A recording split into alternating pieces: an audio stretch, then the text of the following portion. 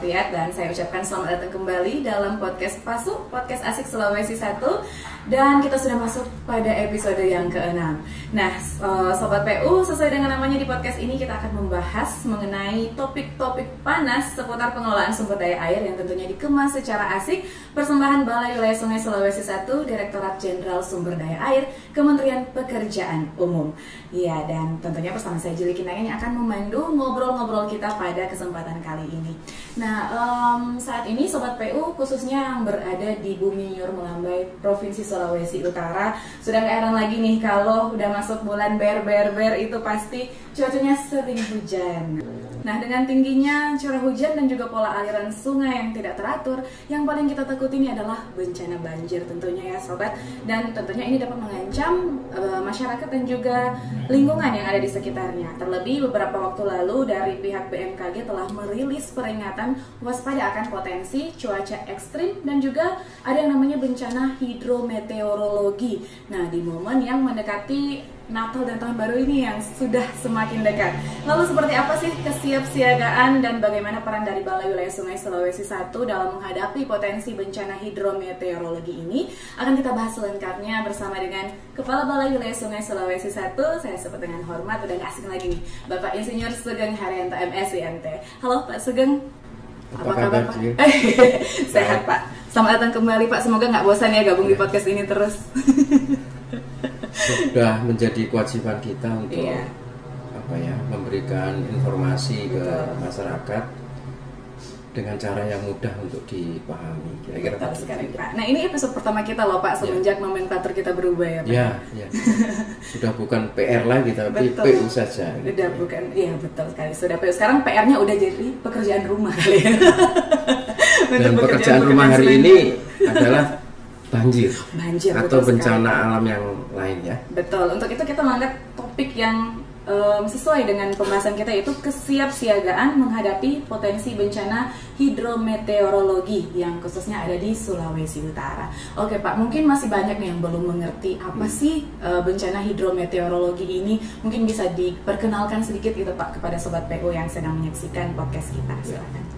Yang dimaksud dengan bencana hidrometeorologi ini adalah bencana yang disebabkan oleh aktivitas cuaca yang berlebihan atau ekstrim yang bisa menimbulkan atau berpotensi menyebabkan kerugian kepada kita umat manusia atau bencana alam. Nah, apa saja yang termasuk dalam bencana hidrometeorologi itu adalah diantaranya banjir yang selalu kita sering alami ya, karena sering kita alami seolah-olah bencana hidrometeorologi itu cuman banjir, padahal bukan. Masih ada banyak lagi. Selain banjir ada apa lagi Pak? Nah, kekeringan itu juga bencana hidrometeorologi. Kemudian cuaca panas yang berlebihan itu juga termasuk sebagai bencana meteorologi. Kemudian badai di kawasan pesisir biasanya di laut itu juga termasuk di dalamnya. Kemudian angin puting beliung atau badai gitu ya, itu juga bagian dari bencana meteorologi yang sering kita dengar, yang mungkin kita alami. Nah, itu yang termasuk kategori sebagai bencana hidrometeorologi. Baik Pak. Nah, bencana ini tentunya pasti ada yang menyebabkan dia sampai dia bisa terjadi gitu ya Pak. Ada sebab, ada akibatnya. Akibatnya misalkan ada banjir gitu itu Pak. Jadi kira-kira apa nih Pak yang bisa menyebabkan banjir biar masyarakat lebih mungkin masih ada yang belum paham juga, ternyata salah satu aktivitas yang dilakukan oleh masyarakat mungkin menjadi salah satu penyebab nih terjadinya bencana, apalagi yang berhubungan dengan hidrometeorologi. Mungkin jadi bisa dijabarkan. Gini Jil, masyarakat tuh sering menerima dampaknya tapi tidak tahu apa penyebabnya, akhirnya tidak menemukan solusi bagaimana mengatasinya gitu. Jadi contohnya yang tadi kita sebut pertama sebagai bencana banjir gitu ya. Bencana banjir ini sebenarnya bisa dicegah kalau kita tahu apa penyebabnya ya. Nah, saya bisa mengelompokkan setidaknya ada dua hal yang menjadi penyebab bencana banjir itu. Yang pertama memang karena alam ya, artinya curah hujan yang berlebihan di mana sungai yang kita kelola ini tidak bisa menampung. Kemudian yang berikutnya adalah karena ulah manusia. Nah ini yang harus kita waspadai ya. Contoh nih, di kawasan hutan yang selama ini menjadi resapan air, kalau dalam ilmu hidrologi disebut sebagai catchment area. Nah, seringkali kita tidak sadar merubah kawasan hutan, kawasan tutupan hutan yang selama ini menjadi tempat air meresap ke dalam tanah menjadi kawasan yang terbuka. Tata guna lahannya berubah menjadi kawasan permukiman atau perumahan atau villa dan sebagainya. Nah, ini bisa menyebabkan resapan air yang mestinya bisa mencegah, mengurangi aliran permukaan yang bisa menyebabkan banjir, ini menjadi berkurang.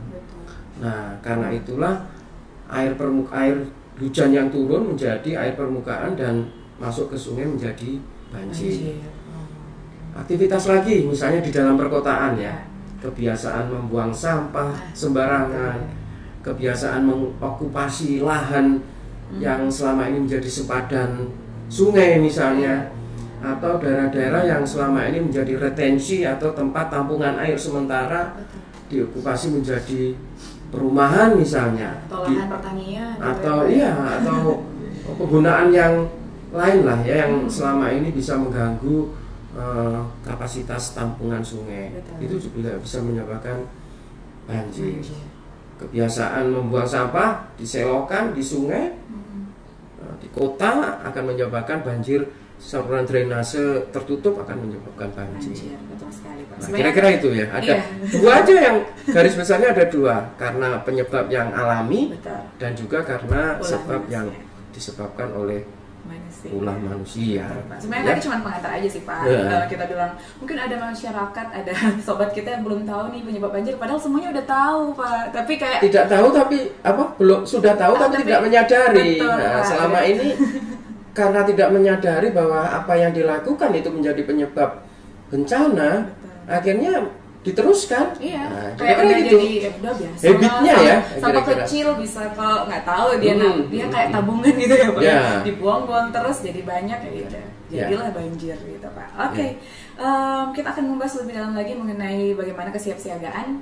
Tadi kita sudah diperkenalkan sedikit dengan seperti apa sih bencana hidrometeorologi ini, dan kira-kira dengan bencana yang terjadi ini apa saja yang menjadi penyebabnya. Nah, sebentar kita akan lihat pada segmen selanjutnya apa saja yang akan dilakukan oleh Balai Wilayah Sungai dalam menghadapi potensi bencana hidrometeorologi ini. Tetap bersama kami di Podcast Pasuk, Podcast Asik Sulawesi Selatan.